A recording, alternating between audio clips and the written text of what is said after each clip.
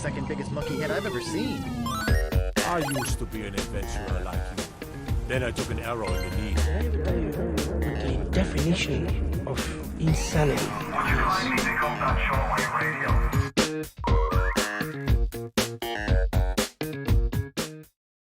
Hello and welcome to episode 49 of PvA Radio. I'm one of your hosts, Luke Croft, and joining me is editor-in-chief of Popped Off, right? Correct? Yes. And fancy name for what I do. Yeah, host of Project Esports and also the world's first professional Persona 5 player, ladies and gentlemen, Andrew Nimsgern. Andrew, how are you doing this evening? Well, to be honest, you kind of make me feel bad by keep calling me the professional Persona 5 player because I haven't played in weeks.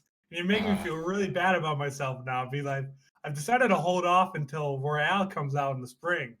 Now you're making me want to go back to kind of live up to that title. How are you supposed to be training for your illustrious esports career in competitive Persona if you're not playing it?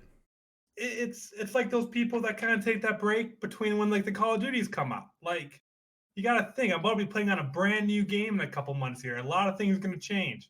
I mean, not that much, but there's a new character. I mean, That's true. That changes the game. That's true. Can't fall into those bad habits, man. You're just waiting for that Persona auto chess game to come out. Yeah. Oh my god, I'd kill for that. Why don't you give the people here a little taste of who you are, what you do, where they can find you? Yeah. So yeah, like Luke said at the top of the show, my name is Andrew. I helped create a website, kind of a little similar to Luke, but we started to focus a lot more on esports. I'm obviously a big video game guy, but the rest of us all do esports. It's called Popped Off. Find that at poppedoff.com. But we do all kinds of, or I do all kinds of content revolving around esports, video game, all that kind of stuff. Best way to keep up to date with me is at Andrew Nimsgern, Andrew, then Nimsgern. Then follow us on Twitter at Popped Off. It's the best way to keep up to date with both of those.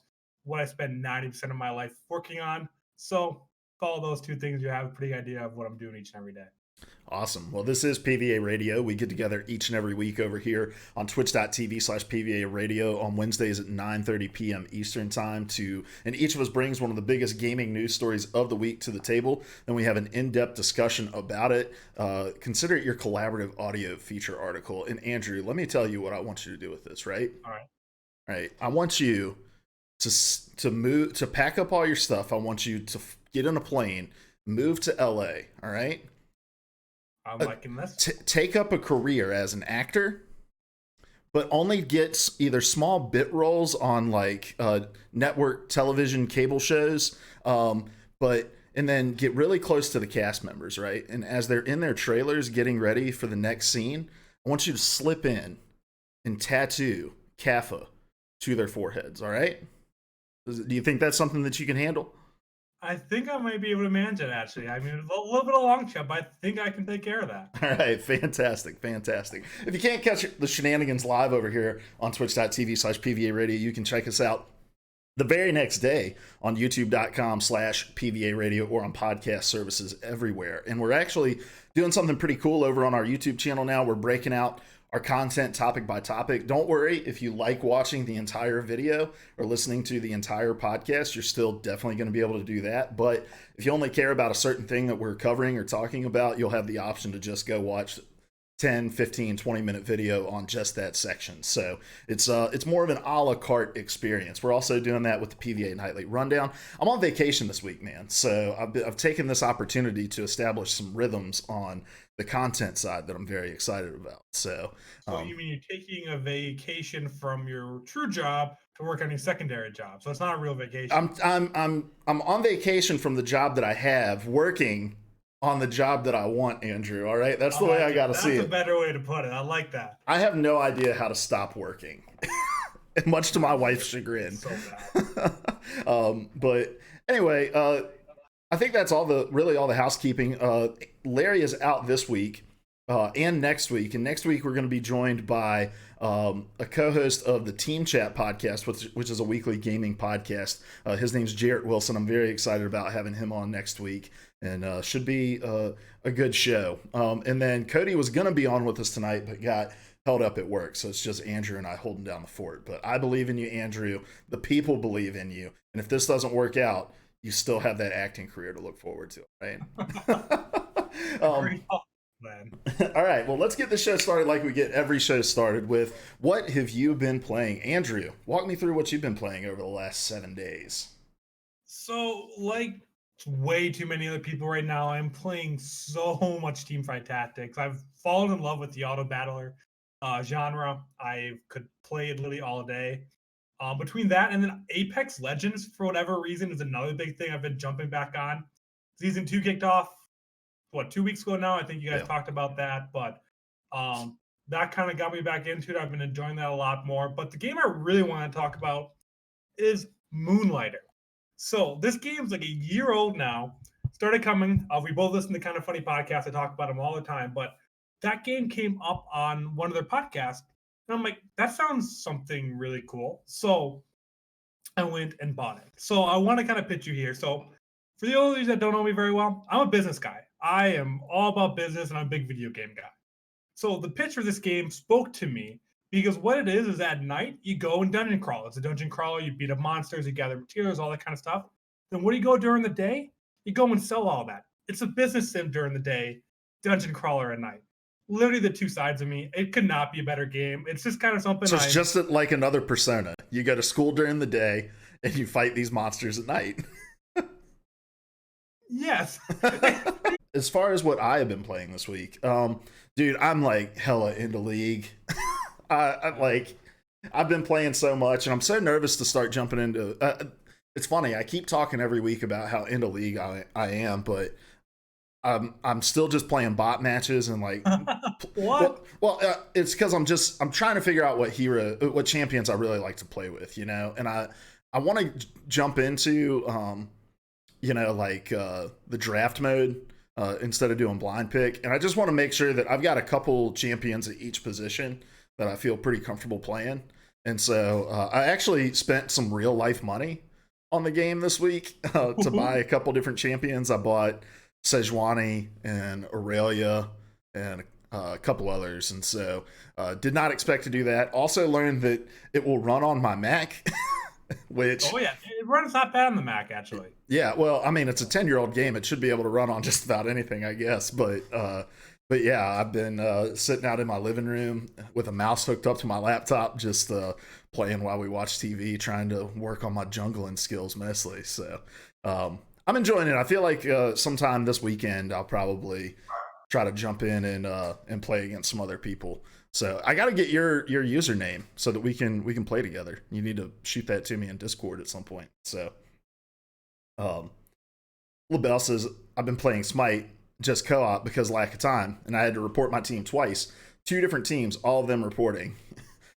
All of them reported. Yeah, like that's just the state of competitive games now. You run into that. You run into that a lot. I want to do that with a lot of teams I play with. League even in bot matches is like insane. It's insane how toxic it is. It's insane how much people are just kind of assholes in it. Like I was playing this week and 3 days in a row I got paired with the same dude who it was the most random thing, but like I recognized his tag 3 days in a row, and all he would do is pick Lux and go stand under the bot lane tower and just go AFK. And he was just farming XP, I guess, from the bot matches, because if we started losing or anything, he would start playing again, and he would move around every now and then not to get kicked. Yeah, and so that was frustrating, but yeah, LaBelle says every fandom has toxic people, and that is very, very true. We talked about that at length a couple weeks ago when we were talking about Mordhau, and it's all about what systems do you put in place to deal with toxicity, you know? So yeah, which is hard because there's no one option. There's no button you can push that is get rid of it. It's the people that play the game, and everyone can always find a way to get around chat filters or whatever thing you implement that week. Yeah, definitely. And then I've been doing this is the longest it's ever been from the start of a season to me doing my placement matches in Overwatch, because I've just been playing so much League, and so I jumped into Overwatch this week. And did you see the news this week? I think it came out yesterday that they shortened this season to 27 days now, rather than 49. I saw people talking about that too. That seems stupid. That seems so short. Well, the speculation is that New heroes. what's that? My speculation was new heroes or maps being announced soon. No, the speculation has been they're going to bring 222 lock into competitive play. No way. Because they've released new heroes and new maps in the middle of the season. You know, they do the thing where they put it into quick play and then 2 weeks later they'll push it into competitive regardless of where they are. So the thought right now is like they're going to do something massive. And that big massive change will be the 222 lock, and that tomorrow night during the watch point they're going to announce it for the league, and then after they're going to announce it for the game itself. I'd be down for that. Yeah. I mean, I don't know. I don't love the 222 lock. I mean, that's something I could talk about for hours. But what my thoughts are about that, I don't think it's the best solution for the game, but I think it's the easiest way to fix competitive right now. Competitive is broken in a million different ways right now in Overwatch, not even talking about the Overwatch League. I think that's going to be the best way to make it more enjoyable for a majority of people. But it really takes away the skill at the super high level when you have people communicating and doing these different comps. Yeah. Like you don't see Clockwork Vendetta with the 222 lock. Or Shanghai. These great, huh? Or Shanghai even. They just or Shanghai. That's what I was about to say too. You don't see these fantastic players do the 3 DPS with the 222 lock, but that's specific scenarios, and they're trying to stop people from auto locking 5 DPS, which makes sense for the majority of people playing. Yeah, I'm with you. I'm more for it on the like competitive side of actually playing the game. I'm pretty much against it in Overwatch League because like we mentioned, Shanghai just won with 3-2-1 pretty much a 3-2-1 comp, and I know we're kind of in the weeds here about Overwatch, and this isn't an esports podcast, but yeah, I've been playing it, and I don't know. I streamed the other night and got a couple hilarious clips of me dealing with. You had some really good clips this week. Yeah, with me dealing with a terrible mate. See, I've played for hundreds of hours with Larry, and Larry plays a shitload of Mei, and he is great and like understands what Mei is all about. Because Mei is about splitting the team, isolating somebody, focusing them down, right? And so many people in lower elos play Mei as like I am a second shield on the team, and I am going to mitigate all incoming damage, when in reality they're just saving enemy teammates. And so, yeah, people were trying to convince me to get me yelling, "What the fuck?" as our new sub alert.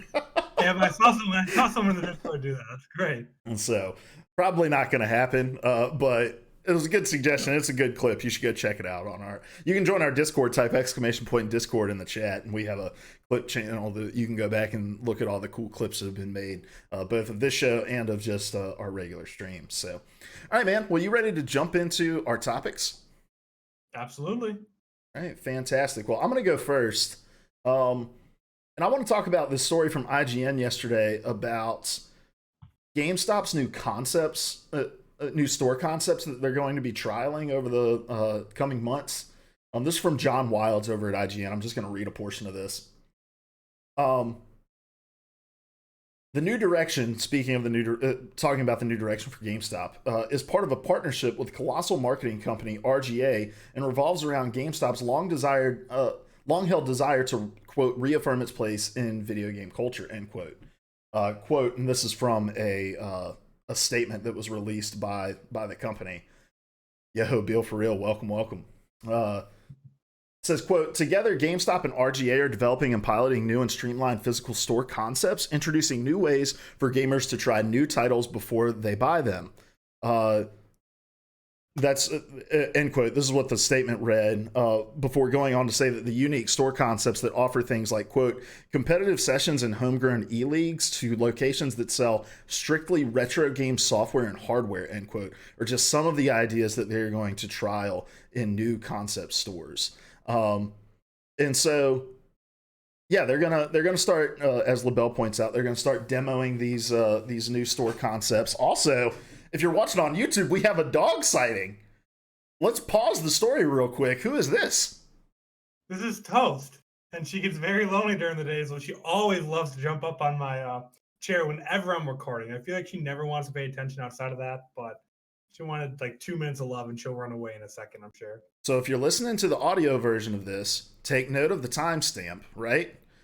pull over wherever you're at. I don't care if you're on a freeway, all right? Slam on the brakes, pull over onto the side of the road, pull up the YouTube video, and check out this dog. Humans quiet. This is a doggo stream from LaBelle. I had to take my dog and one of my cats to the vet today. Turns out that they both had fleas, and I felt like a terrible pet owner. But Yeah. apparently, fleas can become like immune to certain anti-flea medication, and whatever we had been giving them, they just didn't give a shit about. So we're like, we give them a treatment every month. I don't know how this happened. Yeah. But yeah. Anyway, back to our story here. So essentially, we know GameStop's sorted past the last couple of years. They've really, really struggled as far as maintaining foot traffic. They've had immense sales losses over the last couple of years. I worked there 3 years ago and have told stories about some of the number losses, especially in pre-orders when it came to like Battlefield 1 and Call of Duty, whichever one launched with the Modern Warfare remaster. Was that it? Not Advanced Warfare. What was that? I can't remember. Infinite Warfare, yeah. We were like mad behind on those pre-orders. So they're looking for their new direction, right? So before we get into this new direction, Andrew, what is your experience with GameStop? Did you have GameStop around where you grew up? Because you're from like backwoods Wisconsin, right? Did they have electricity there? No, not everywhere, but a lot of places we did. I actually worked at GameStop as well for 2.5 years. It was my first ever job. Was working at GameStop for most of my high school experience. Nice. I was an assistant manager there for like 9 months, and was like, this shit is whack. I'm out. I was just a GA, and they offered me the assistant manager role, the ASM, whatever. But I said I was leaving for college. But I could have been an ASM as well. But no, I mean, I don't think GameStop has its problems. I am always been fond of GameStop because of my time there. It was a good time, but GameStop has its problem. It is becoming more and more irrelevant just today with the more online games and all that kind of stuff, and the memes are just overtaking their brand image at this point. So they have problems, and I want to learn kind of more about the direction, and I think changing how they're going is the right way to do it. But I don't think it's going to be enough, honestly. Mm-hmm. Well, let's talk first about the problems that have kind of led to this point, right? And I think that we can actually have a pretty unique conversation about this because we probably worked there around the same times then, right? Or when did? So I was college 3.5 years, so it's probably been about 4.5 years since I last worked there. Okay, so I worked there in 2016, so it was about 1.5 years, 2 years after you. So okay. But let's talk for a second about like some of the issues that you think have led to GameStop's kind of impending doom that we've been forecasting, because I think we both agree that the current model is outdated. But when you look at GameStop as a company, having worked there and then just viewing it in the greater context of how the gaming landscape has changed, like what do you think the biggest issues are with the company as a whole? I think the problem with GameStop is that when it started off, switched over from EB Games or whatever it switched over for, back when it all started, it was about the games and people that were there to play games. Well, while that does well, it doesn't sell as much as you need to run a multi-million or billion-dollar company. I don't know how big GameStop is. And ultimately, they switched over to focusing on money and not focusing on the games and the gamers. And ultimately, especially in an industry like gaming, where everyone is super passionate and no one's afraid to speak their feelings, I think that doesn't end up working. And I know that I would get reprimanded, or not reprimanded, but just reminded if I never asked about coached upsells. You would get coached. That's what they called it when I worked there. Luke, That's you're going to have to it's coach that GA. This game is 5 years old. This lady has no idea about anything, but I'm still supposed to ask her about DLC. Mm-hmm. Like that's a good business practice, because you might make more money, but it's not a good person practice. That doesn't get people to want to come back in. And I think they focused too much on money and kind of lost sight of what made them big in the first place, was that it's the place for the gamers to go. Mm-hmm. And it just became outdated. Yeah. LaBelle32 says games should be about playing, not about forcing people to buy DLC. And I agree, that was a portion of it. That is a portion of it, is that the sales tactics that they teach you to have always been somewhat predatory and fail to recognize the kinds of people that generally shop at GameStop. While, yes, probably 30%, 40% of the people that shop are informed and know what they're in there trying to purchase, there's a whole other realm of people who are coming in, like, trying to buy little Johnny this Christmas present that he's been asking for, that have it written down on a slip of paper, and that's literally all they want when they walk in. Like, they don't want anything extra. And you're kind of trained originally to prey on their ignorance, right? Like, oh, this kid wants to buy the newest 2K. Well, you definitely want to get him the $100 version of this game because it gives him extra virtual currency. He's gonna get, he's gonna be able to play the game early, yada yada. Like, you're trained to upsell these people based on their ignorance, right? And it's predatory. It's just a terrible tactic. But I think that let me kind of lay out my thoughts, and I think I've probably done this on PvA Radio before, but with you having experience working there, see what you think. I think there's a few things that have led to GameStop's demise. Number one, they've never been quite able to overcome the meme from their trading credit. Now, when I say that, I have no qualms with their trading credit whatsoever. I understand. They just didn't do a good enough job educating people why it's so low. And that's an impossible thing to educate on. I remember one time I had a guy come in, and also, if you have any funny GameStop stories you want to share, have at it. Had a guy come in one time, and he brought in a copy of Halo 3. And he was like, I want to trade this in. So I checked the disc. It was like 75 cents he was going to get for this game, right? He was like, what the fuck, man? 75 cents? Halo 3 is one of the most popular games in the world. I'm like, all right, slow down. It is one of the most popular games in the world. It's about 8 years old at this point. And I pulled out the H drawer in the Xbox 360 section and showed him.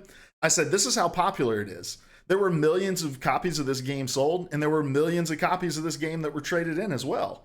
If you think that you can get more money for this, you can go sell it on eBay or Craigslist or whatever. Same thing with consoles, anything that you bring in. GameStop was never meant to be like the most competitive rates that you could get on a trade-in, right? Like, obviously there are other avenues where you can get more money, but we're a business that's purchasing something from you in the hopes of reselling it. We're not going to give you market value for it. So, yeah.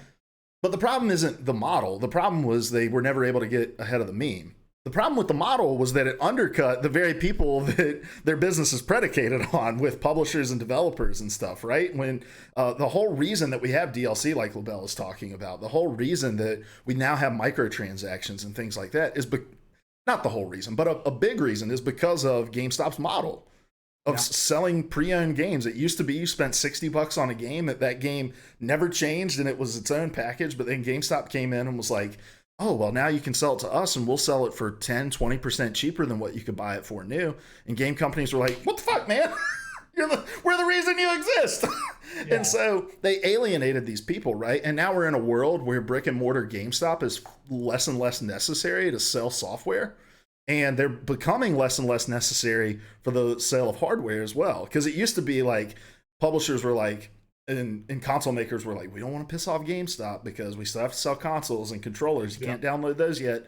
But now you can order them from Amazon and get them the very next day, things like that. Like, GameStop is not a necessary place anymore. You have to make yourself necessary. So I think that's a big thing as well. And then, a lot of the negative PR that was deserved around the Circle of Life stuff a couple years ago that was broke at Kotaku. I was working there at that time, and it was interesting. You had people coming in more educated than ever when they would talk to you when you worked there, because they understood the quotas that you were having to reach and why you were asking the questions that you asked. But like, you're trained to be this pestering customer service person who just comes in and asks a billion questions, and it's not an enjoyable shopping experience. No. And then finally, go ahead. They started introducing the packs. So I don't know if they were still there when you had, but like one of the last months I was working there, they required someone to always have an iPad with you to force them to log into like their accounts and all that kind of stuff to see the points they have and all that kind of stuff on the show floor. Like, and the whole tactic of meeting them at the door. If you're not working on something and you do not meet every single person at the door, you get coached. And no one wants that. I mean, when I went in, I didn't want that. I knew they had to do that. Like, I want to come up and ask you questions or give me a couple minutes. And if I look like I need help, come up and talk to me. But this instant you walk in the door is just not enjoyable for anyone. Yeah. Yeah, you get bombarded with it. If you want to check out some other GameStop stories, I told a bunch on the Nightly Rundown last night. You can check out that on youtube.com/PVA radio. But yeah, you come in and like, they're like, let me hand you this ad. Let me print you off this pre-order list. Let me print you off this, or talk to you about that. And it's just, I don't know. I'm not one of those guys who's like, hey man, I know what I'm looking like.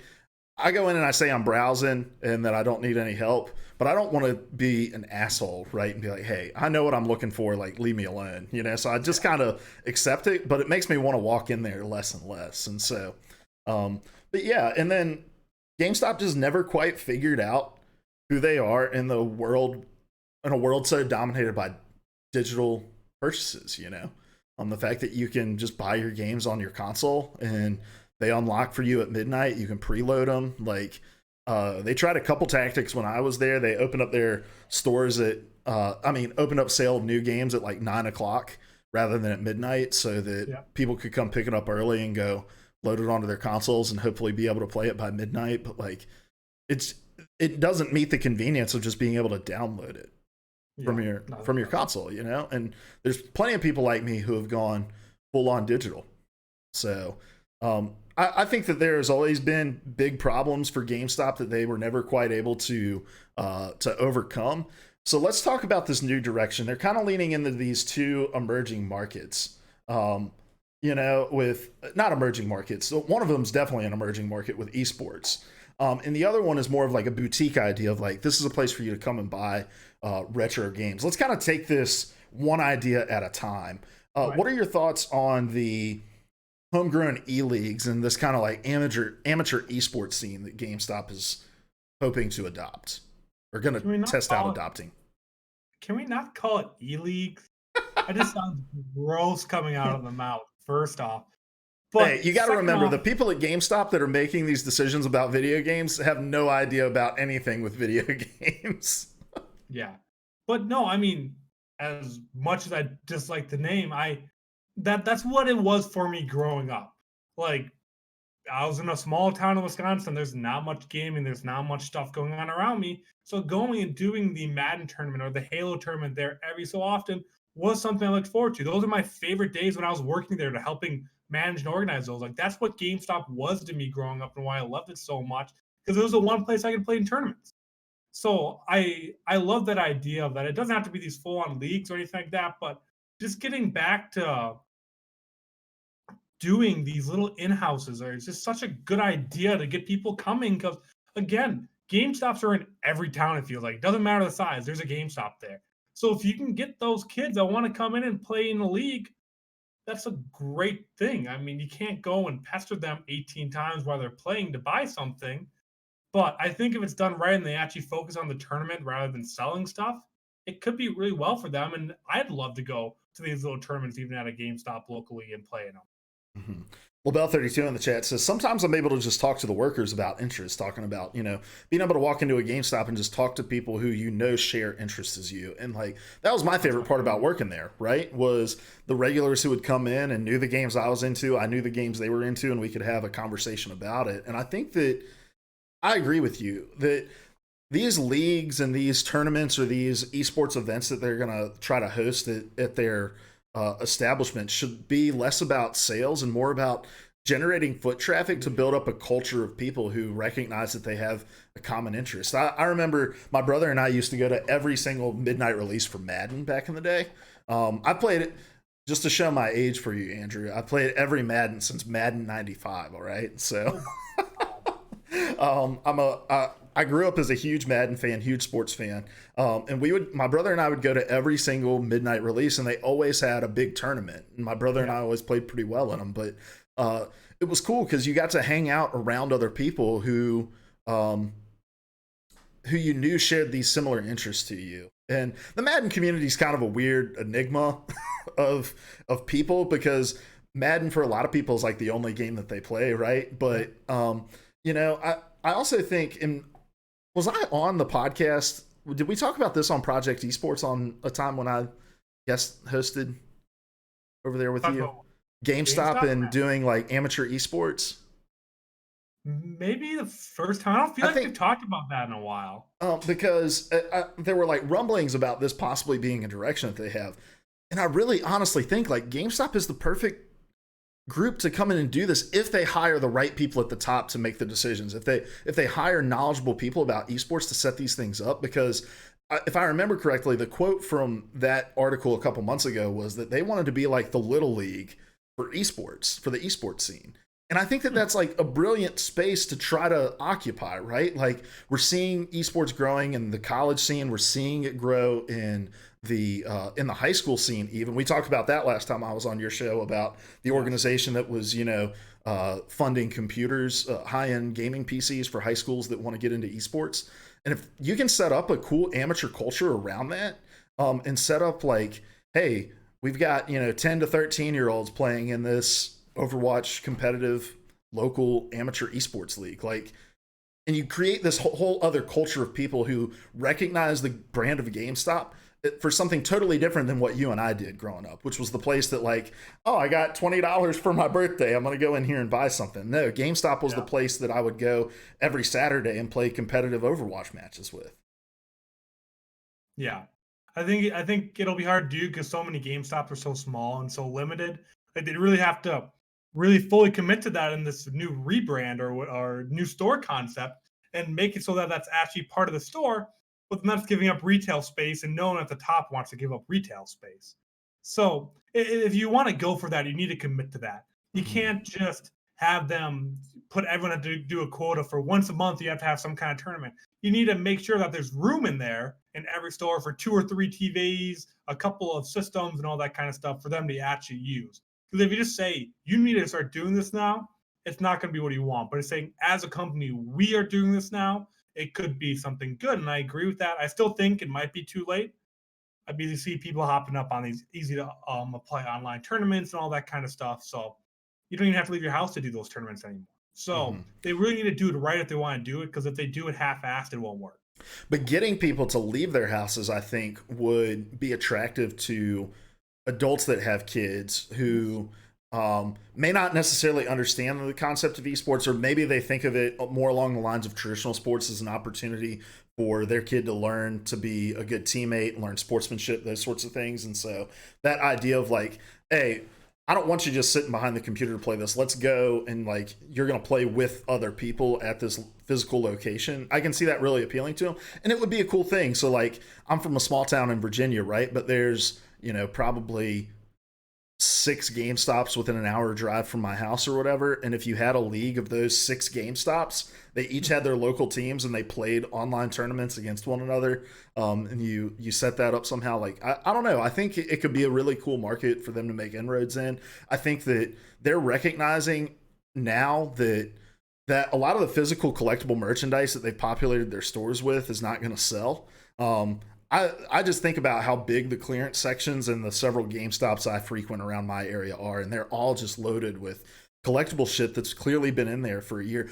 I saw something there the other day, a few weeks ago, that they had on a clearance rack that I was like, they were selling that shit when I worked here. I was like, this thing's been on a shelf for 3 years. Like, if they can reclaim some of that space and have gaming stations set up for people to play at, I don't know. I think it's a really interesting market to try to enter into, but I talk a lot about how I feel like esports is a bubble right now, and there's a lot of tension on the outside of that bubble, and it does feel like a very GameStop move to get in that bubble right as it's about to burst, and that's where it kind of feels like we are right now. Yeah, it's just such a fine line, and even with that, I don't know if that's going to be enough. Even saying all this and all of them doing it perfectly, which is a long shot from happening, it still might not be enough. I know this is James in the chat. How do you say his username? Howie. Howie. Oh, no. Howie? Howie? We'll call him Howie. Oh, I've always said it. All right. Howie says, I think that idea will happen, talking about, he says, how we. So I've got to pronounce 2 W's in there, James? That makes no fucking sense. How we. It's Howie. Just say the Canadian chat. Just say the Canadian in chat. I like that. He says, I think that idea will happen in 10, 15 years. Most kids' parents can't wrap their heads around competitive gaming. Online is unsupervised, which is why it's so popular. We need another generation of parents before we see GameStop actually attract physical bodies. I disagree with you there, man. Like, my brother is 7 years older than me. He's got a 9-year-old kid, right? He games, like I said, we grew up playing in those Madden tournaments together. He understands competitive gaming. And he's actually called me and been like, "Hey, do you know of anywhere like where I can get my son involved in like competitive Fortnite stuff? Or like, is there any kind of organized thing I can involve him in?" I think we're reaching that age where parents understand this thing. I mean, I'm almost 30, right? Like, if my life turned out differently, I could have a 9-year-old right now, 8-year-old right now. You know, like it's not unrealistic. So I don't know. I think 10 to 15 years is like a little. I don't think you're out of touch, Allie. I just think it must be the children who are wrong. I think I think that it's more just like we think of parents and we think of parents our age, and then when we reflect, we realize we're old fucks. And that, like, there's people 15 years younger than us. Well, maybe not. I don't know how old James is, but you know, there's 15 people 15 years younger than me who are 4 years away from an Overwatch League career. You know, like, so. He says, I am an old fuck. You're right. I just want to bring it up, and I want to see if you agree with something. Do I really look like Freddie Benson from iCarly? All right, I'm gonna have to look up who Freddie Benson is, but this is a I rabbit know hole we're I'm mostly a willing to topic, chase. but No. I'm totally fine. I feel like you're doing this because you've heard it before. no, Right. I haven't. Oh, okay. Which You is why haven't. I'm curious. So somebody in the chat says that Andrew looks like Freddie Benson. I think you look like Freddie Benson only in hairstyle. Only in hairstyle. I don't see anything. I don't see it I don't either. anywhere I else. don't think the hairstyle is a good thing. Anyway, That's somewhat of a compliment. I mean, he was on TV, right? So yeah. I think there's an emerging market there, though, that GameStop can maybe take advantage of. But I think in order to mobilize in such a way for them to have an impact, they'd have to spin it up really quick. And I just don't know if they've got the logistic capabilities of doing that. And the upfront cost it would take to create those kinds of leagues from an infrastructure standpoint. Think about, you know, populating however many stores with however many gaming rigs. And it's like, you're financially hurting already and you're going to sink this cost into this. I don't know if that'll work. So that's a really good. LaBelle says it's the hair and the eyes. I don't know. I feel weird because all these pictures of Freddie Benson are like from him when he was, or this character, he's like 12, 13 years old, and I just really don't want to examine them longer than I have to. So, all right, well, let's talk about the second concept, right? And that is that they want to turn some of these stores into kind of boutique, retro game only stores. Were GameStop's doing retro games when you were there? No, that happened like there was rumors of it on the back end. We were starting to put some of the SKUs in there, but we weren't buying them yet and we weren't selling them yet. Mm-hmm. So we had just started when I was working there. It was a very limited list of games that could be traded in. We weren't actually selling any of them, but you could bring N64, original Game Boy games. I think it was all cartridge-based games. I don't think we were taking any kind of disc-based games at the time. And the way that it worked is you traded them in, and they got sent off to the Rock, and then I think they only sold them online. And maybe by the time I was leaving, there was like a select few stores that were selling retro games, but at the end of the day, it was mostly an online business. Or we could order something for you and have it shipped to store, and you could come pick it up. But you could trade in a used Xbox 360 game or whatever, and we just go put it out on the shelf to resell it. That's not how retro games work. So how do you feel about that as like a concept, though, for stores? It's a niche market and a market that they're already struggling to keep.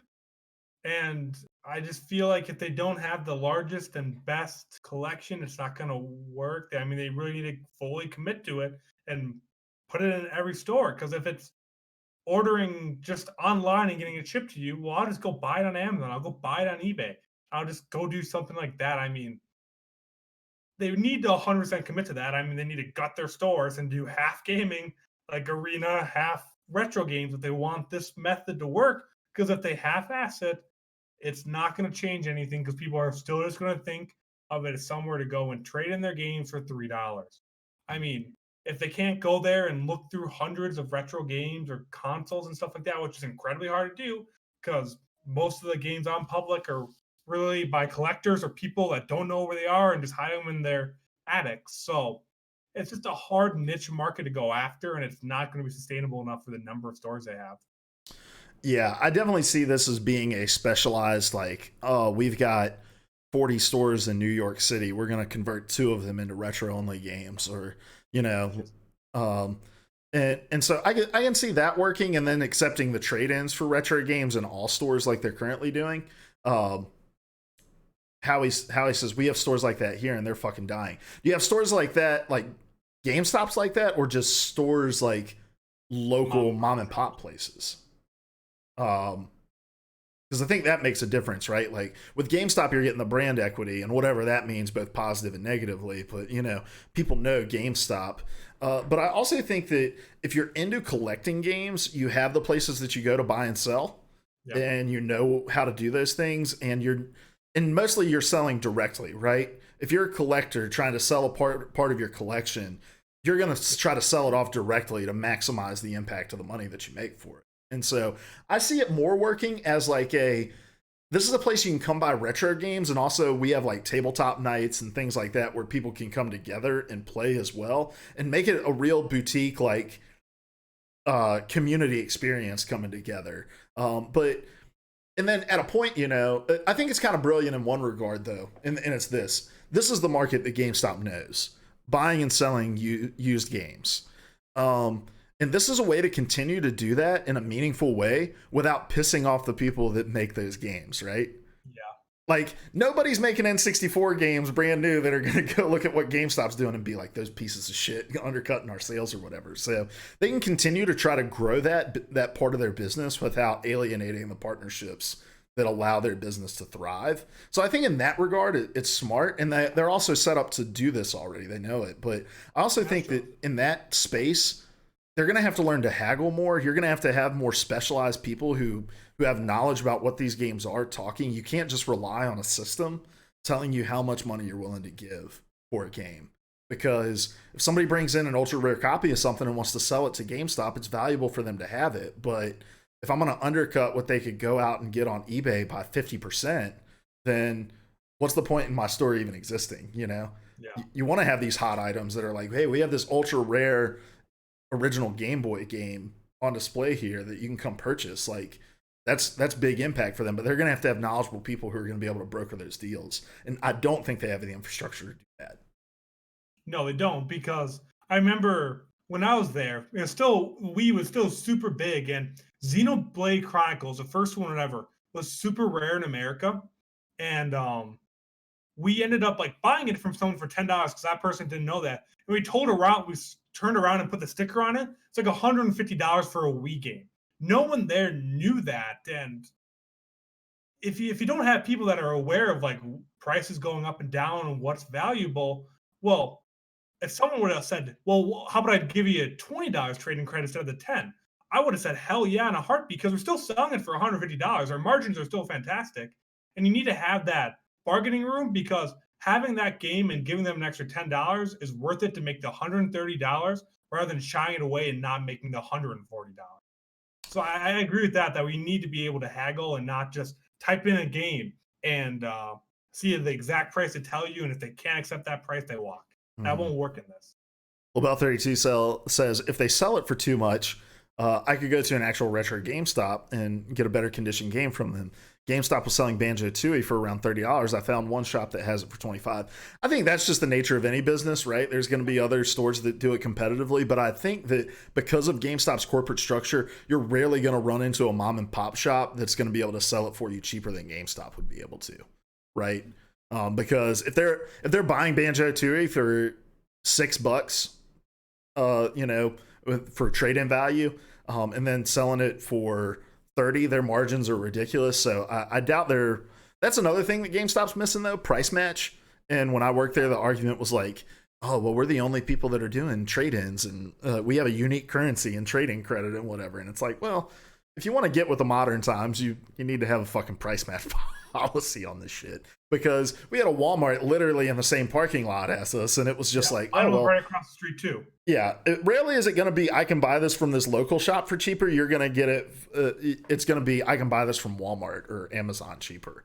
And if GameStop really wants to be able to compete with those people who Walmart doesn't, but Amazon, Best Buy, those stores, they have trade-in programs now. If they want to be able to compete with those, they're going to have to be able to price match on pre-owned games with them. I mean, it's just, that's a simple step. Like, that one's free. Just give me, you can send the check in the mail, GameStop. But no, I don't know if I necessarily think the retro game like exclusive store is a saving grace for them, but I do think what that can entail as far as like a gaming culture centerpiece for a community can be enough to carry them when you start to, because right now they're fighting an uphill battle on just rebuilding positive brand equity with people, because there's so much negative sentiment around who GameStop is. And I don't know, I feel like you get some of that back if you're like, well, we just sell a bunch of like PS1 and N64 games or, you know, Sega Genesis cartridges. Yeah, but then you're also changing your entire target market there. Right now, it's towards parents and young kids, and with retro games, it's all older people, which I don't know if that's the best demographic to go after right now in gaming. Yeah, no, that's true. That's definitely true. All right. I don't want to see GameStop go away, though. I don't have faith in the strategy, but I don't want to see them go away. Oh, I don't either. And anybody who is like, fuck GameStop, I hope they close their door. Like, I just have this to say to you. Fuck you. Like, there are so many people that work for GameStop that would lose their jobs if they were to go under. Like, fuck the corporation and all that sort of stuff. I'm all about that and the policies and the way that they mistreat their workers and stuff. But to root for an entire company to be destroyed just because, and most of the time the argument is because you got some sort of shitty trade-in offer when you tried to bring in 4 10-year-old games that you thought were worth $60 and they ended up offering you $8.50 for it or whatever. Like that's a stupid reason to want thousands of people to lose their jobs. But from a nostalgia standpoint, I don't want GameStop to go under either. GameStop was a huge part of my childhood. Anytime I got spare money, I wanted to go to GameStop to spend it. And so from just a nostalgia perspective, I don't want to see it go under either. But I also just recognize there's a lot of people who work there and who would be put out if they were to close their doors tomorrow. And so I don't root for their doors to close. I hope that they can find one of these emerging markets or one of these kind of novel ideas that will help them at least rebuild brand equity, if not completely turn the business around. So who knows? Maybe we could see Amazon buy GameStop and kind of like what they did with Whole Foods and just turn the whole thing around. Amazon wants no part of that. I'll tell you that right now. No one wants. Amazon's willing to take a loss. They're not willing to take that big a loss.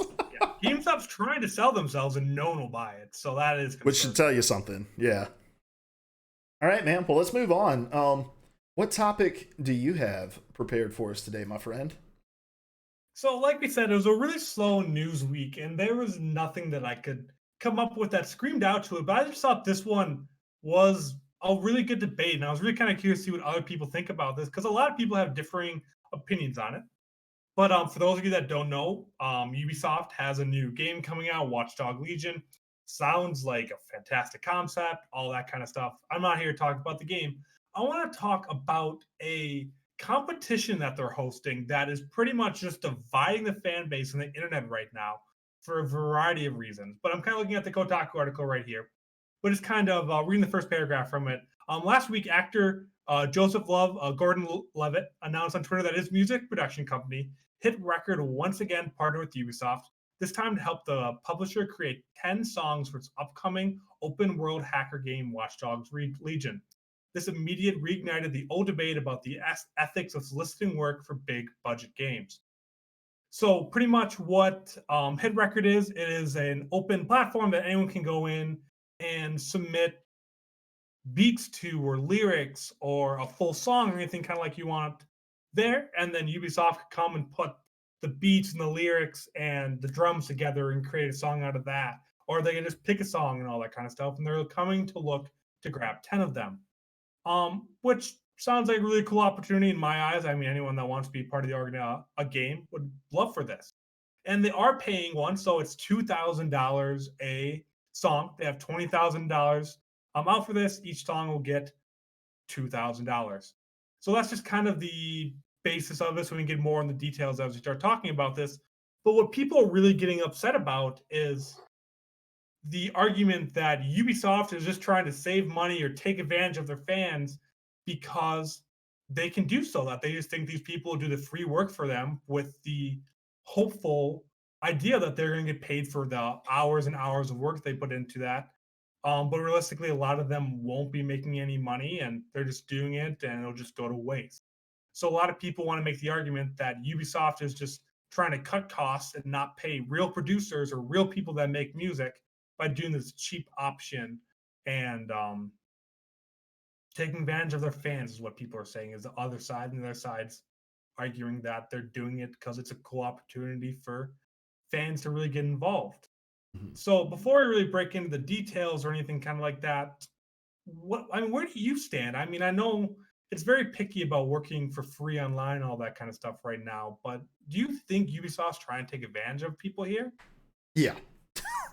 Yeah, really? I do. Yeah, I do. I definitely do. And so this isn't an old argument. I mean, this isn't a new argument, and it's not even a new argument for Ubisoft. Something similar happened last year when during E3, JGL, Joseph Gordon-Levitt, our boy, stepped on stage at E3 to talk about how HitRecord was going to be facilitating a contest for Beyond Good and Evil in a similar fashion, where people could submit artwork that would be included in the game if Ubisoft were to select them. Now, the controversy there was that they were not transparent about whether or not this would be paid or if the grand prize was just being featured in a Ubisoft game. And so they clarified at the end that, yes, the artist would be paid for their work. And so they kind of got ahead of that ball rolling down the hill here. With the talk about, publishers will be paying $20,000 for the original music. And so the artist, being upfront that the artists are getting paid. And look, I think that the 10 original songs and the artist getting paid for the songs, like, okay, that's whatever. What I care more about are the thousands of people who will be toiling over their art for hours on end in order to submit it that won't see a single dime from it. So there's a name for this in creative work. It's called speculative work or spec work, where you submit your work speculatively in the hopes that somebody at the company will like the work enough to pay you for it. So this would be like me coming to you, Andrew, and saying like, hey, would you mind writing this article for my website for completely free? And if I like it, then I'm willing to pay you for it. But if not, you're kind of out on your ass and with nothing to show for it. But you can maybe go pitch it elsewhere. I am passionate about spec work and about working for exposure or working for opportunities for a number of reasons. And the first reason is that I've been there, right? I've been promised opportunities to create for certain things. I don't know what Howie's comment in the chat means. Boys, it's HitRecord like, oh, it's HitRecord like record a video. Haha. Yeah. Sorry, I got distracted by the chat. Anyway, I'm passionate about this because I've been on the one side of it, right? Where it's like, hey, come write for our site for free, and you're going to get the exposure in order to step up into your career, in order to work somewhere else. And the thing about that is that's rarely how it works, right? I wrote for Twinfinite for a year and then went into freelance gaming, and I enjoyed my time at Twinfinite, and we were paid per click there. And, we made not even I made some spending money when I was working at Twinfinite. I worked my ass off there. And you know what people did not give two shits about when I went and applied for other jobs? That I had worked for Twinfinite, right? So I'm passionate about it from that angle, but I'm also passionate about it from the side of I have asked people to do that for me as well, and I realize now how wrong it was to do that. I've asked people to write things for me or contribute to things that I've been doing for free without any kind of compensation for them. And that's wrong. I ran a website called Two Left Sticks, and we had 10 people that were working for us and didn't see a dime from the site. I didn't see a dime from the site either, for the most part. But yeah, these were people who were coming thinking that they had some sort of opportunity, and you're taking advantage of people who are trying to get a break in it, right? So they don't understand the industry, well enough to even take what they're going to be equipped with. And look, I understand writing a song for Ubisoft is probably a lot better for your resume than writing an article for Two Left Sticks or whatever. But at the end of the day, these people are inexperienced and don't know what to do with that following that their experience with it. So these were people who were coming to write for my site that were, number one, entering into it with absolutely no idea of what to expect, right? They're like, in their mind, they're just thinking, man, I got an email back from a guy who runs a gaming website. I'm going to start writing for them. Man, doors are starting to open. And it's like, that's just, it's not like that. It's a lot more work past this. This isn't some foot in the door that you can then just go start pushing your way in. And so, yeah. And I also just believe that people should be paid for the effort that they put in, especially if you as a company are going to benefit from it. So there's going to be thousands of people who submit artwork that they've toiled over that aren't going to see a dime from it. And I'm vehemently opposed to that, especially from a company like Ubisoft who can hire people to do this shit for them. I'm really glad you stayed on that one because I am the exact opposite. I think that makes for such a better discussion here, just kind of seeing the two sides of it. And I want to get in that I understand the spec work and all that kind of stuff, but that's not how I'm seeing this. They're already paying people for 140 songs. It is going to be an 150 song soundtrack. It is not like it is going to be a 20 song soundtrack and they're asking people to make half of the songs for very little money that you pay one of those people probably to make. So I see it as more of a competition. It's one of those competitions that you grow up that I did all the time. Of it's like, hey, go make a ad for blank. And I think I did one for, I don't know, it was something stupid. I think it was some kind of drink. I think it was like Mountain Dew or something. It was like make a Mountain Dew ad. I remember doing this. I didn't win or anything, but that's how I see this. I see it as people that like, this would be a really cool opportunity and a really fun story to tell or something to brag to their friends about. And oh, cool, you're getting a little bit of money or prizes out of it. I see this more as a competition more than a gig. That these are kind of approaching to people that are fans of Watch Dogs, fan of Ubisoft, and it's like, oh, like I have a little bit of musical talent. And the thing is that they're focusing and giving you the ability to collaborate. So you don't have to do the whole song yourself, but it's an argument that you've probably already heard because we listen to the same podcast, but it's something that I really agree with. But it's like you can get one friend to do this and another friend to do that and kind of come together and create the song. And it focuses more on that. And it's a fun competition with a monetary reward, not an excuse to make half of your soundtrack for cheap. I think people that are looking at this as a way to get around composers argument kind of goes away when a 95% of the songs are being paid for at full price, 140 songs. I just feel like that kind of gets away with that thing that they're treating this as a competition and a fun way to interact with the community rather than a chance to build out their soundtrack. They'd be fine without these 10 songs. They're going out of their way to include these. Mm-hmm. And what I would say to that is, number one, I don't necessarily care how many songs that they're paying for. I mean, because if they weren't doing this contest, they were going to have to pay people to do it one way or the other. So it was going to happen either way. Or they just don't have these 10 songs. No. I'm saying in order to have a soundtrack, they were going to have to pay somebody to do it regardless, you know? And so they're still taking advantage of this idea of like, look at this awesome opportunity that you have to be a part of this game, to, you know, be able to say that you have a song in Watchdog Legions in order to commission thousands of songs that they are only going to select 10 from that people are going to see any kind of fruit of their labor for.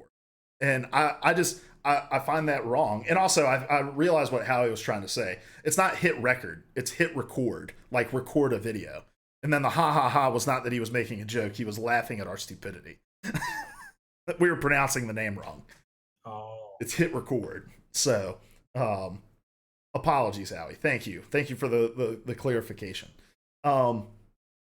Yes, all of that, Luke. Anyway, so I don't know. I am more, because there are people who it's the American Idol, right? Of music composition. There's going to be tons of people who show up for this thing without any opportunity to find any even semblance of success in doing it.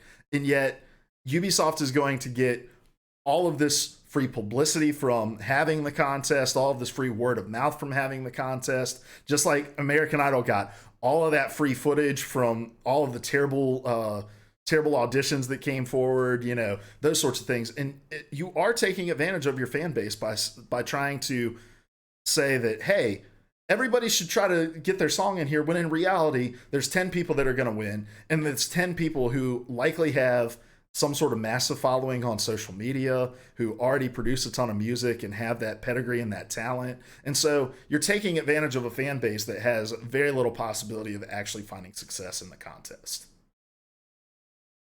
Let's do a scenario here. So let's say, I mean, we're both big gaming guys. We both know kind of where we want. I'm taking advantage of knowing what you want in the future. So let's say that E3 tomorrow said, we're doing a competition. We're going to pick 10 people that get media badges next year. And all you need to do is make a 3-minute explainer video explaining why your media site should get into E3 for the media badge, all included. We fly you out there and all that kind of stuff. Are you telling me you wouldn't take advantage of that? I would not. I would say, fuck that. You guys give out Really? hundreds of these things a year. I'm going to submit through those channels, and if we're worthy of getting one by the proper channels, we'll get it. I'm not going to dance monkey dance for your PR. I'm not going to dance because you tell me to dance, because you're dangling some carrot that at the end of the day, I'm going to go over there and I'm just going to promote a bunch of commercials that people have made anyway. I'm not going to dance for that shit. I'm going to work to build the thing that I do by the channels that I'm going to build them to do it. And if I make it there through the right channels, I'm not going to work my ass off for something that has a 5% chance of working, or a 1% chance, or a 1% chance. Like, fuck that, dude. No way. Huh. I guess that's just a universal difference, because I grew up and I love comp. I mean, I'm competitive. I love competition. And yes, I'm if in the same thing, and I want us to be at E3 as next year as well, too, then just if we don't win, I'm still going to build it up and try to get there myself. But I'm a competitive person, and I see that chance, and I'm like, well, I can do both. Well, I can get the automatic E3 slot and then build up and have that as a focal point for next year. I see that as a competition. I'm a competitive person. I want to prove myself in as many ways as possible. And I don't see that as dance monkey dance. I see that as an opportunity. In today's world, you take up every opportunity you can get. Yes, not every single chance is going to guarantee you. Your year 2020 didn't get you a job. But if I got a free automatic pass to E3 and I have a chance of that, I'm going to take that, because it's a shortcut. In today's world, shortcuts do make a difference. Look, I am not saying that I am only going to do something if there's 100% guaranteed chance of it working. That's not how life works, right? But I am definitely not going to do something when the distinct advantage is to the person who is putting the competition on. So take, for example, this is, well, fuck that. Well, this is another thing, right? Here's an example. You've probably read stories about like software companies who try to hire developers, and they're like, hey, for a trial run, while we're considering you, we're going to need you to code out this feature that we're looking to build. No, that's totally different. How is that fucking different? That is not different at all. No. Holy shit. That is not different at all. You're asking somebody, you're saying, hey, you have the opportunity for your music to be in my game. Do you mind going and taking 10 to 12? How long do you think it takes to produce a song, Andrew? Oh, no. Hell of a long time. That is different in a way that it says, if you want this job, you need to do the work first. They're not promising you a job. They're not promising you anything. They're saying this is a chance. That is totally different, because they would. That is not different at all. It's not different at all. They're hiring someone for a position. Here, they're giving people an opportunity to like have a story to tell the grandkids. It's totally different. Oh my gosh, they're not promising you from a full-time paying job. I feel like if you get the song in the game. I feel like an old fuck right now, because this sounds like a generational thing. When I interviewed for my job at my marketing company, they made me write 2 example pieces. For the copywriter position, they paid me for both of those. They were never actually even live published. But they paid me for that work, because they were like, you put in time to do this. This is what you do professionally. Here's your fucking money for it. Like, that's the way that life should work. Well, it's fucking. coming from the so like they say in the chat, Zoomer versus Boomer. We don't get paid for that anymore. We're barely making You shouldn't accept the fact that you don't get paid for it. That's a terrible fucking thing. And these kinds of contests just perpetuate that thinking of like, I'm just going to throw the chaff at the wind and see what catches. That's stupid as shit, man. But if you want to be successful in life as a millennial right now, that's what you need to do. Andrew, I am successful in life. I have a good paying job at a good company. In a different time and you knew you're 10 years older than me. You're a generation. I am how older? How much older? Andrew, I'm about to kick you off this fucking podcast. I am 29 years old. I am not 10 years older than you. That's Larry. Larry's 35. Okay. But still, 8 years apart. We grew up in totally different times. 8 years is totally different. My point is this, Andrew. I'm going to give you this little life advice right here, okay? Unless you are building something for yourself, get paid for the shit that you do, all right? Unless you are building something for yourself, get paid for the shit that you do, all right? There's no stepping stone at which you should be like, I'm willing to put in 12 hours of absolutely free work to these people who don't give two fucking shits about me. Ubisoft does not give a shit about any of these artists, the 10 that are going to get selected included, all right? So you should not be going out of your way.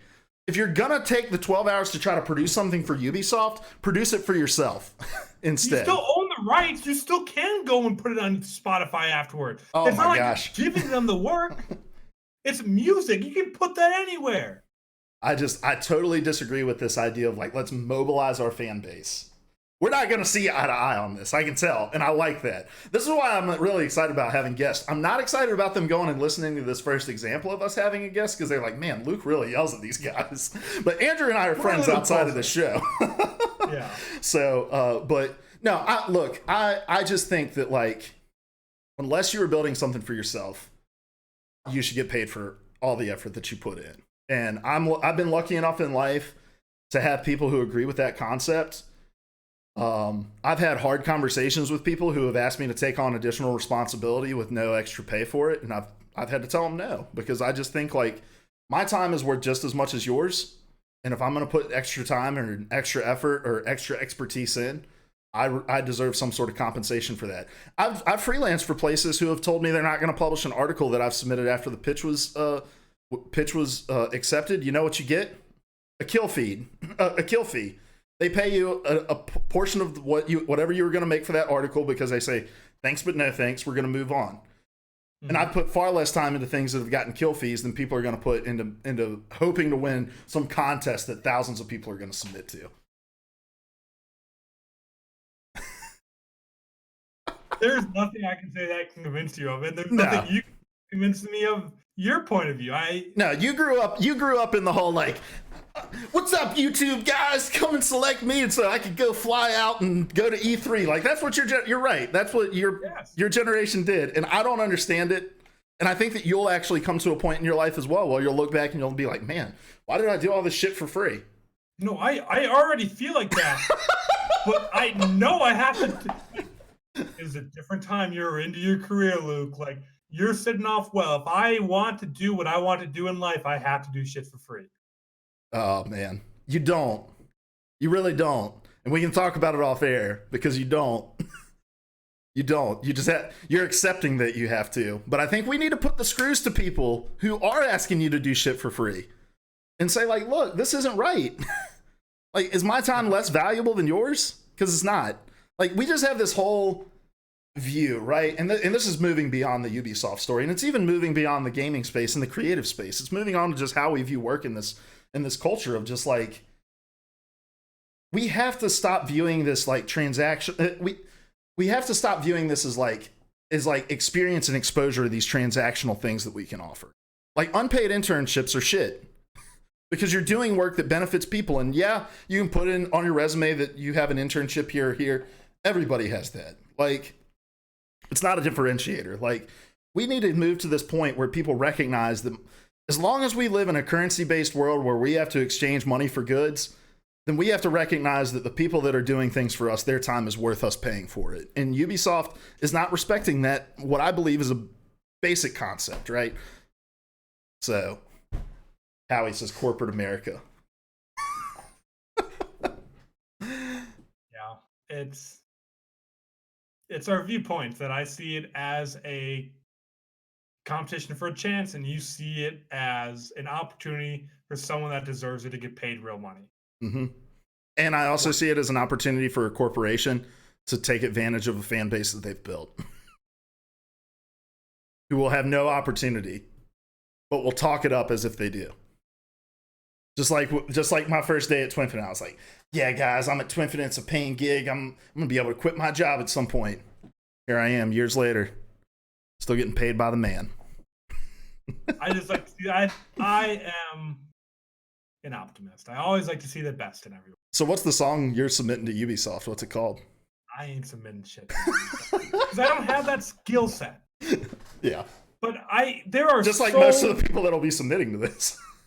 Exactly, but I don't want to get into another point because I have a bigger point on all this kind of stuff that I know you're going to do. No. Go ahead. I'm all ears. We're an hour and 15 into this podcast. My ears are very sweaty from all the yelling. So, this is how I treat it. I am not against people working for free if it's something they're passionate about and they don't have the skills to get to where you're working for. So, I am creating my own thing because I have the skills to create a website from scratch and all that. I have the skills to get popped off to where it is now. You have the skills to get Player versus All to where it is now. There are people that can't do what we can. There are people that can't figure out how to make a website or create content consistently or build a community or anything like that. So, and I couldn't early on either. That's why I did unpaid writing gigs to learn. I learned how to build what I've built now, which isn't huge, but I didn't have that skill set before getting that experience. I believe experience is crucial to be able to build things for yourself, and that opportunities that may not be paid right away give you the skill set or give you the knowledge to do it for yourself. I agree, eventually, everything you should do should be building it for yourself. You should not work for free forever. But I think if you want to gain experience writing about games and you have no idea how to do that, you couldn't build a website. I couldn't build a website when I first started. So I went and worked for someone for free for several months. They taught me the editing process. They taught me team management. They taught me about Slack and using that to communicate and to build a website. They helped me with all of that. They gave me value and experience that I was brought over to do my own thing. And I could not have done that without that experience. You should not be working for free, hoping to turn it into a full-time job. But I'm not against working for free to use that to gain experience, to turn it into something yourself. Yeah, we disagree there. And again, going back to I disagree with that for two reasons. From the personal standpoint of just when I worked at Two Left Sticks, when I ran Two Left Sticks and seeing the wake of people who I really did just take advantage of, who were looking for experience and opportunity, and I didn't have the infrastructure set up to be able to pay them for the things that they were doing. Like, I had things that I could teach them, and I felt that I could teach them, but it was unfair of me to ask them to give portions of their life without being compensated for them. Even if it was in whatever experiences or lessons that they learned from me leading them. But I also think this, I had, 10, 12 people at any given time contributing to the site, and 90% of those people were people that, looking back, had no business contributing to my site because of their lack of skills, because of their lack of experience, and the quality of the work that they put forward. Right. If you want to start somewhere, though, and it's a creative business like writing or like music creation, something like that, start building something on your own. It's free to go start up your own blog and start honing and crafting your skills there. Get your friends to read your shit and give you honest feedback on it. Like, that's the way to do it. It's not to let a guy like me running Two Left Sticks say, hey, come over and work for me, and you can get some experience and hopefully learn a thing or two from me, and then go on from here. Like, that's not the way to do it. And people that were in my position should not be looking for people like that to exploit And people who are in the position of looking for experience should not be willing to do those things for free, just when there's so many opportunities and channels for you to just go build your own thing and craft your own experience, and you're not lining the pockets or benefiting somebody else. Not that my pockets were getting lined or anything. Go for Real says this topic is actually super thought-provoking. Love it, guys. Because I think what you've described, Andrew, is the internship model, right? Like that idea of like, hey, come do a 3-month internship at our company, and we're going to work you to the bone, and you're going to grab our coffee and make our copies and do this shit, and you're going to be able to walk away and say, I worked for 3 months at such and such company. I don't really have any real world experience of doing the things that company did because I was just a lackey, but hey, I worked for this company. Like, but no, that's not what I believe. I'm totally against those kind of free gigs, but I, again, have done free gigs, and I've been very picky about when I do free stuff, when I feel like there's something I can gain out of it. I mean, there's only so much you can gain by doing it yourself. mm-hmm. Because when you get to a different website, or you have other people in the organization and working with other people, it is a different environment than starting your own blog. I had my own blog. I was writing by myself too, publishing on Medium and all that kind of stuff at the same time. And I gained valuable experience through there too.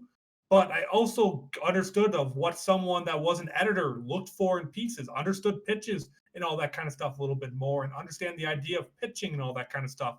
But I still don't understand fully, but I had zero experience with that before. I think there are situations where, yes, you need to build it yourself and grow, but I think, and I was only there for about a month, but I gained experience, and then I realized, okay, I gained what I can from here and get out. I don't think you should work there thinking eventually it'll turn into something bigger, but I'm not against someone going in and working it free for a month, getting everything they can out of it, and then get out.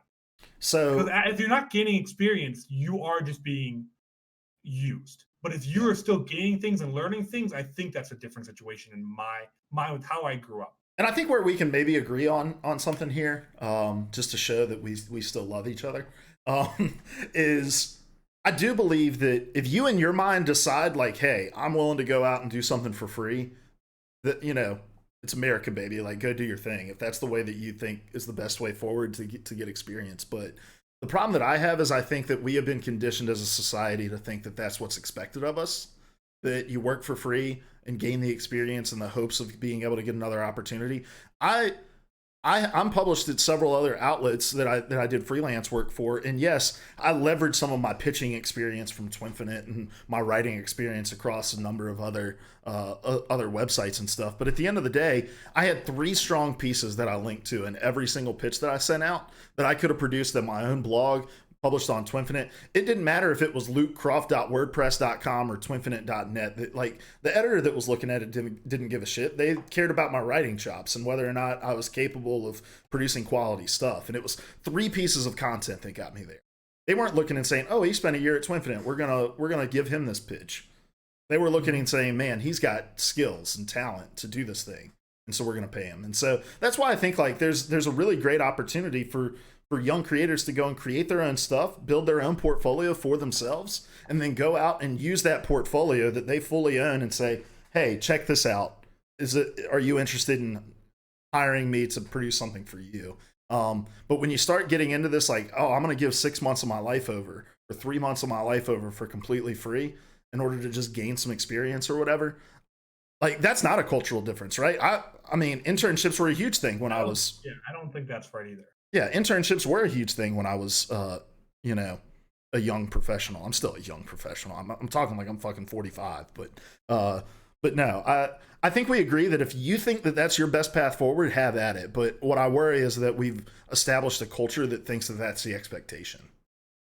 Yeah, and yeah, and really, I think thinking more about it, kind of as we're talking about, like they said, it's thought provoking. And I think part of what it is that I think there's validation is I think what I get a lot out of it too, is that if someone's willing to publish my stuff, I think that's what it was early on, the publishing, that I felt validated and motivated almost, that someone that what I felt like was much bigger than me was publishing stuff and that I felt like I deserved there.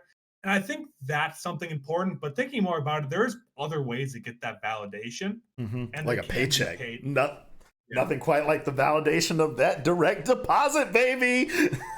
I agree. And then And I think thinking more back on it, and I mean, not changed my entire mindset, but I think for your first few articles, yes, publishing on your own websites, but I don't want to turn people away from pitching an article to a website that's not going to pay them just to get a byline. I still don't think that's bad. That's validation that you may not be great enough to get paid right now, but it's a stepping stone. I agree. I believe in stepping stones, and I do agree in check marks and all that kind of stuff, and that moving forward motivates you. Seeing little things motivates you, and Are you going saying from a starting personal your stepping stone or a professional stepping stone? both. See, I would say maybe it's a personal stepping stone to say I've got a byline here, byline here. But I'm going to tell you this right now, man, and this is not to disparage anything you're doing and anything I'm doing, you know, but like a byline at Player versus All that I'm not going to pay you for doesn't mean jack shit professionally. No, No one's going doesn't. to give a shit. But it's a first buy. But for me, but like for how I saw it was my first byline. Is that yes, it wasn't paid. Yes, I didn't put that much time into it. Yes, it wasn't great. But yeah, maybe it is kind of more professional, a personal one. But for me, how my personal life is pushes forward my professional life because those are very, very Mhm. close to me compared to some people. So that once I got that first article published on a website that wasn't mine, I felt more motivated to create content on all tiers. And I stepped away, and that's when I started doing Project Esports and popped off. But that's because I felt like I went to that next step and I was at that point. Yeah. So it was a personal one, but pushed forward my Yeah. professional. Yeah, it was yeah. Well, and what I mean by the distinction is like, is it something that's personally motivating you, or something that you think people are going to look at professionally and think and find value in it, right? And I'm just of the mind like, if it's not a byline that the outlet's willing to pay you for, it's from an outlet that no other outlet's going to care about, you know. And look, I'm from I have experience at an outlet who has done that, and I've worked at outlets who have done that as well, and people just don't care. Like, I really want to continue the conversation about site structure in the post show and the after party lounge. And so, because I know you're building your own thing and I'm building my own thing, and I want us to kind of talk about how we're going to approach paying and, you know, monetizing our platforms and propping up voices as well, which I think is another big thing that a lot of other gaming outlets don't do. But again, I want to talk about that in the post show. I think we're about an hour and a half in, so we should start wrapping things up. Great discussion. I appreciate the topic. It was really good. And I appreciate your willingness to come on. And I think you used the word bicker in a tweet earlier, and I just thought about the Golden Girls, and I loved it. So, so we did our own bickering on this podcast as well, and I thoroughly enjoyed it. So let's get out of here, though, man. Remind people who you are, where they can find you, and tell them what you're going to be tweeting about this week. That's what we do over here at PvA Radio. Okay, so again, my name is Andrew Nimsgern. I create content of all kinds, but mainly what I'm working on right now is Popped Off, which is my own personal thing. So I'm following Luke's advice. You can find us at poppedoff.com or at popped_off.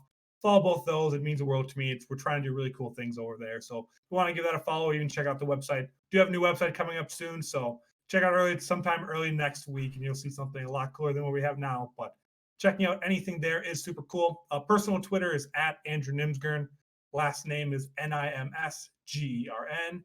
And this week, I will be tweeting more than likely about my complaints for the new Teamfight Tactics patch, which came out today, and I've heard that is just horrible. And then also about how unhappy I am about my job and how I'm putting in a letter of resignation tomorrow. So you'll see both of those coming up very, very soon. Nice. Well, I am Luke Croft. You can find me on Twitter at Hoagie_OW. And this week I am going to probably just, I'll probably be tweeting out curses. I'm doing a home project this weekend. We're moving our washer and dryer upstairs. And I've got my brother-in-law and dad coming over to help me with some plumbing and electrical work to make that happen. And I'm like semi-handy. Like I can hang up these shelves and shit. But when it comes to like plumbing, Nah. over my head. I know, like, I can change an outlet or a light switch and stuff, like, but we're doing like 220 breaker shit that can kill you. And I'm like, hey, Dad, you're a licensed electrician, or used to be a licensed electrician. I'm also going to be tweeting about that sweet, sweet NBA 2K League, is how he says in the chat. I am loving the NBA 2K League, dude. We can talk about that in the after party lounge as well. But guys, we appreciate you tuning in and listening to us. here at PvA Radio, the weekly gaming news show, where each of us brings one of the biggest gaming news stories of the week, and then we have an in-depth discussion about them. Consider it your collaborative audio feature article, or CAFA, if you will. And Andrew, what do we want people to do with that? Move to LA and tattoo it on random people's heads. Exactly. That's exactly what we want. You nailed it, my friend. Bill for real also doing the second thing we want him to do, which is spam that emote in the chat. If you're a subscriber over on Twitch, you get that sweet CAFA emote. So, and if you didn't catch the beginning of the show, Howie, that's where you'll see the full story of what we want people to do with CAFA. So, but yeah, we get together every Wednesday at 9:30 p.m. Eastern time over here on twitch.tv/PVA Radio. If you can't catch us live, you can watch us on youtube.com/PVA Radio. We break this out topic by topic, but you can also watch the entire show in full there. And then if you want to listen to us on podcast services, you can do that pretty much on any podcast service anywhere. So, yeah, wherever you're listening, like, subscribe, leave a rating, comment, thumbs up, whatever you want to do. All of it really goes a long way into helping us. So until next week, though, guys, if you're hanging out over here on Twitch, make sure you stick around for the after party lounge. We're going to end it for the on-demand audience. And so until next time, we love you. Goodbye. Why, that's the second biggest monkey head I've ever seen. I used to be an adventurer like you. Then I took an arrow in the knee. Did I ever tell you what the definition of insanity is? Would you like me to pick up that shortwave radio?